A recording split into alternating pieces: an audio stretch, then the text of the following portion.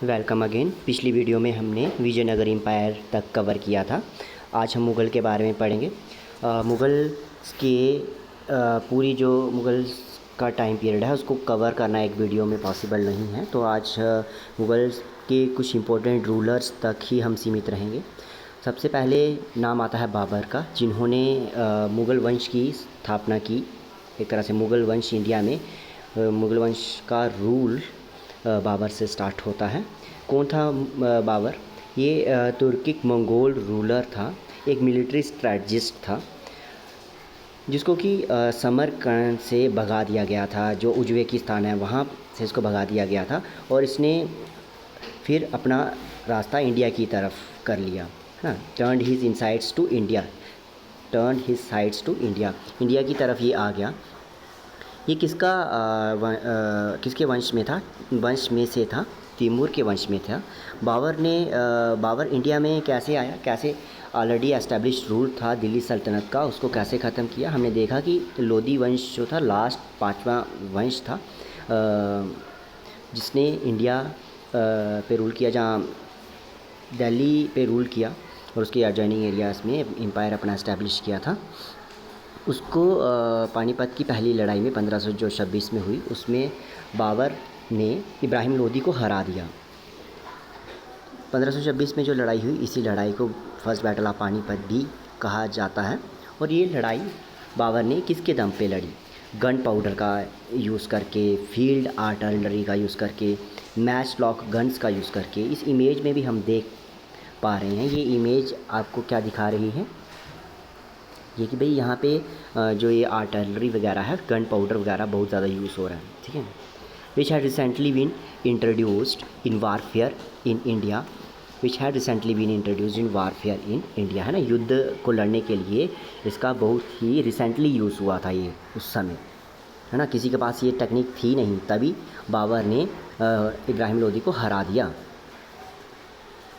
That defeat put a final end to the Delhi Sultanate and laid the foundation of the Mughal Empire। तो इस तरह से बाबर जीत जाता है इब्राहिम लोदी को हरा करके, और मुग़ल वंश की, जहाँ मुग़ल एम्पायर की स्थापना इंडिया में होती है, जो कि दिल्ली के थ्रोन से, दिल्ली का जो सिंहासन था वहाँ, उसके ऊपर कंट्रोल बाबर ने कर लिया था, और वहाँ से ही मुग़ल एम्पायर की एस्टैब्लिशमेंट और एक्सपेंशन स्टार्ट होती है।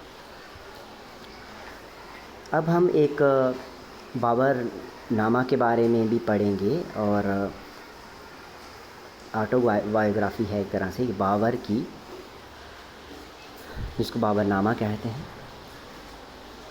उसमें in it he comes out as cultured and intellectually curious, है ना। उसमें इस बाबर नामा में इस तरह से दिखाया गया है, एक तरह से तारीफ़ ही होती थी इनकी खुद की। इन्होंने इसको, बाबर को, एक इंटेलेक्चुअली क्यूरियस और कल्चर्ड बताया गया है इसमें।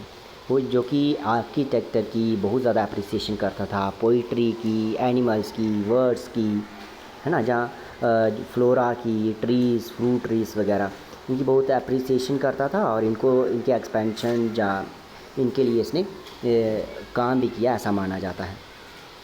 लेकिन साथ ही साथ वो एक ब्रूटल और रथलेस कॉन्क्वरर भी था, यानी अपने एम्पायर को एक्सपेंड करना, दूसरे एरिया को अपने कंट्रोल में लाना, slaughtering entire population of cities. Slaughtering मतलब कि मौत के घाट उतार दिया एक पूरी की पूरी सिटीज़ की पॉपुलेशन को उसने। वुमेंस को स्लेव बना दिया, वुमेंस और चिल्ड्रन को स्लेव बना दिया। और and taking pride in erecting towers of skulls. Skulls आपको पता है स्कल्स क्या होते हैं? इंसानों के ही हड्डियों के जो ढांचे होते हैं, उसको ये शौक था कि वो हड्डियों के ढांचे जैसे इकट्ठे करके दिखाता था, टावर्स ऑफ स्कल्स क्रिएट करता था, जो कि स्लॉटर्ड पीपल या ऑफ प्लंडर्ड सिटीज़, जो सिटीज़ उसने लूट ली होती थी और अपने कब्जे में ले ली होती थी, वहाँ के लोगों के स्कल्स, मरे हुए लोगों के स्कल्स वो रखता था, ठीक है। Babur was nostalgic about central Asia and found India to be a country of few charms. उसने इंडिया को फ्यू चार्म्स की कंट्री बताया, और बहुत ज़्यादा मतलब आना चाहता था, लाइक करता था इस एरिया को। और उसके बारे में उसने क्या कहा है, यहाँ पे लिखा है, Hindustan is a large country and has masses of gold and silver. वो कहता है कि यहाँ पे गोल्ड और सिल्वर बहुत ज़्यादा था। रेनी सीज़न में हवा बहुत अच्छी हो जाती है, जो कि है उसने यहाँ के आर्टिजन्स के उसने कहा कि इंडिया में बहुत सारे आर्टिजन्स हैं, वर्कमैन हैं, और एक और उसने रीज़न की सबसे जो इम्पोर्टेंट था उसके लिए वो थी इंडिया की वेल्थ, इंडिया की दौलत, है ना, जिसके ऊपर वो अपना ही decided to stay and build his empire in India. जिसके कारण उसने इंडिया में अपना एम्पायर बिल्ड करना चाहा। वो वापस नहीं गया। जनरली अफ़गानिस्तान से जहाँ जो मिडिल ईस्ट से आते थे लोग हमला करके, वो लूटपाट में जाकर चले जाते थे, लेकिन इसने यहाँ पे रहना पसंद किया, यहाँ पे अपना एम्पायर एस्टैब्लिश करना ठीक समझा। नेक्स्ट आता है थिंक अबाउट इट।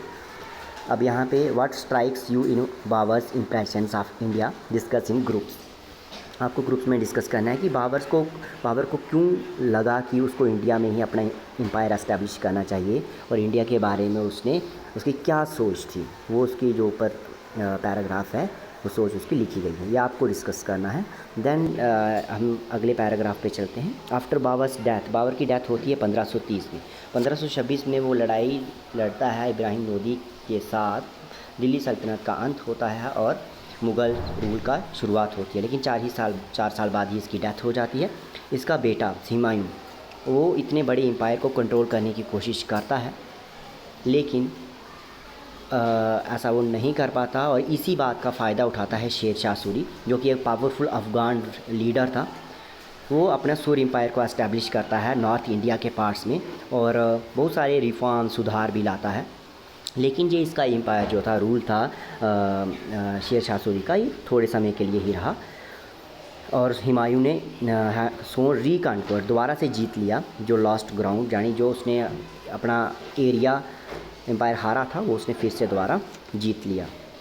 लेकिन इससे हुमायूं के इस एरिया को जीतने से पहले ही क्या हुआ है कि हेमू एक स्किल्ड मिलिट्री कमांडर था और एक चीफ मिनिस्टर था, वज़ीर था, यानी under one of the last Suri rulers में ही, है ना, उनका चीफ मिनिस्टर था। उसने दिल्ली को कंट्रोल में ले लिया और अपने नाम से under the royal name of Hemchandra Vikramaditya के नाम से रूल करना स्टार्ट किया। To enjoying some military successes he was injured on the battle field.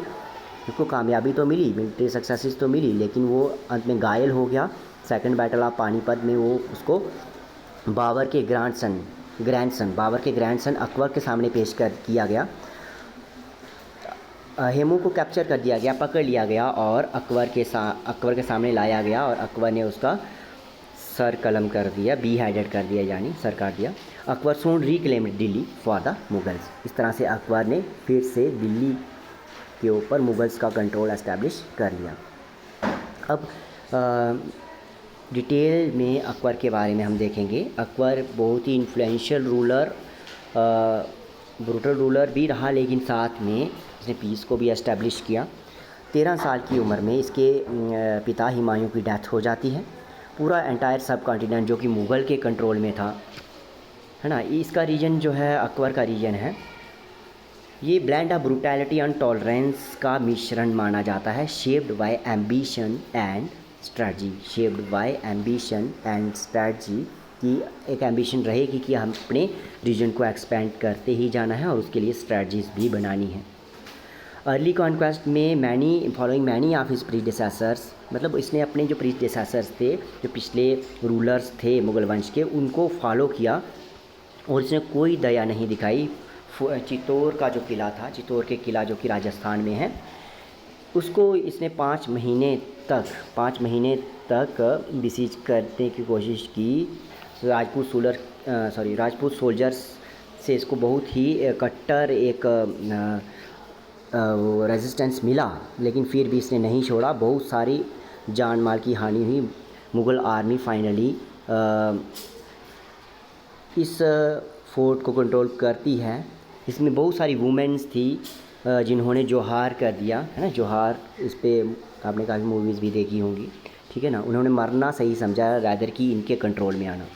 Akbar ने ऑर्डर किया कि 30,000 जो सिविलियंस थे उनको मैसेकर यानी मार दिया जाए एंड द सर्वाइविंग जो वुमेन और चिल्ड्रन थे उनको वो एनस्लेव बना कर रखेंगे, यानी अपने स्लेव बना कर रखेंगे।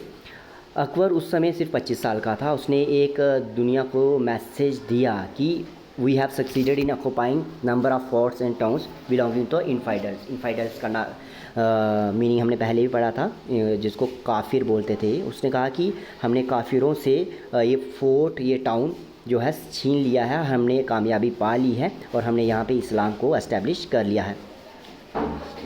उसने कहा कि हमारी जो खून, ब्लड थ्रिस्टी स्वॉर्ड है, जो खून की प्यासी हमारी तलवार है, इससे हमने मिटा दिया है उन सारे काफिरों को, उनके मन से भी वो काफिरा मतलब जहाँ इनफाइडेलिटी हटा दी है, और हमने बहुत सारे टेम्पल्स को भी डिस्ट्रॉय कर दिया है पूरे हिंदुस्तान से। ये अकबर ने मैसेज दुनिया को दिया जब वो सिर्फ 25 साल का था, और इतनी ज़्यादा क्रूएलिटी हमने देखी, और किस तरह से उसने 30,000 लोगों को एकदम मौत के घाट उतारने का ऑर्डर दे दिया। Akbar followed his predecessor in this thought of his कि प्रीडिसेसर यानी अपने पूर्वजों को ही वो फॉलो करता था। उसका भी ये विचार था कि जो मोनार्क होता है उसकी इंटेंट जीतने की, इंटेंट ऑन कॉन्क्वेस्ट, जीतने की होनी ही चाहिए, क्योंकि नहीं तो उसके जो दुश्मन होंगे वो राइज़ कर जाएंगे, वो बड़े हो जाएंगे, उनके पास ज़्यादा आर्म्स हो जाएंगी अगेंस्ट हिम। जैसे ही उसका एम्पायर ग्रू करता है, उसने अकबर ने बहुत सारी मिलिट्री स्ट्रैटजीज़ को यूज़ करना स्टार्ट कर दिया अपने एम्पायर को स्टैब्लिश करने के लिए, स्टेबलाइज़ करने के लिए। साथ ही साथ उसने मैरिज अलाइंसेस भी की जो नेबरिंग किंगडम्स थे, आसपास के जो राजे थे, है ना, उनको वेलकम किया। Welcome Rajput and regional leaders into his court, है ना। राजपूत रूलर्स जो आसपास के थे छोटे छोटे किंगडम में, उनको उसने ज़बरदस्ती कंट्रोल में ना लाकर उनसे रिलेशंस एस्टेब्लिश करने की कोशिश की। जिजिया को, जो कि एक टैक्स होता था जो नॉन मुस्लिम्स, जो मुस्लिम्स नहीं होते थे उसके ऊपर वो टैक्स लगाता था, उस जिजिया को उसने ख़त्म कर दिया। यानी अब वो रिलीजियस टॉलरेंस पे आ गया था अकबर कि हाँ भाई दूसरे रिलीजन के लोगों को भी हमें टॉलरेट करना है। And promoted the doctrine of Sulh Kul यानी पीस विद ऑल, किसी के साथ लड़ाई नहीं करना है, शांति के साथ रहना है, सभी धर्मों को उनकी प्रैक्टिस करने देनी है। और tolerance of all faith through enter faith dialogues, appointments भी उसने की हिंदू ऑफिशियल्स की हायर पोजीशंस पे उसने अपॉइंटमेंट की, और बहुत सारे बोल्ड रिफॉर्म्स, है ना, इतने बड़े बड़े रिफॉर्म्स उसने, बड़े बड़े रिफॉर्म सुधार भी लाए। Akbar expanded and stabilized his empire even gaining the support of many Rajput rulers, है ना। राजपूत रूलर्स ने उसको सपोर्ट दिया।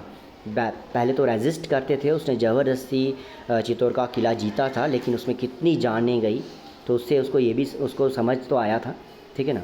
और उस तरह से उसने सोचा कि अब मार काट के नहीं, हम रिलेशंस बना के अपनी एम्पायर को एक्सपेंड करेंगे। उसने राजपूत रूलर्स को ही बड़ी बड़ी पोजीशंस दे दी। His court historian and biographer Abul Fazal recorded him as stating कि अबुल फजल ने उसके शब्दों को लिखा है कि formerly I prosecuted many to conformity with my faith and deemed it Islam, कि हाँ पहले मैं लोगों को ना अपने धर्म में परिवर्तित करता था, इस्लाम में उनको कन्वर्ट करने की कोशिश करता था। जैसे ही मेरा नॉलेज बढ़ा, मुझे शर्म भी आती है कि मैंने नॉन मुस्लिम्स के साथ इस तरह से बिहेव किया जो कि इनअप्रोप्रिएट था। What constancy is to be expected from proselytes, की जिसको कन्वर्ट किया है उनसे हम कितना उम्मीद कर सकते हैं कि वो कन्वर्ट रहेंगे। His long rayon lasted almost 50 years, कितने साल तक रूल रहा अकबर का? 50 साल। 1556 से लेकर 1605 तक अकबर का रूल रहा। मिडिल पीरियड में इसका जो अकबर का रूल है वो बहुत पीसफुल रहा, लेकिन लास्ट के 15 सालों में बहुत सारी मिलिट्री कैंपेन्स कश्मीर में, सिंध में, डेक्कन और अफ़गानिस्तान में देखने को मिली हैं।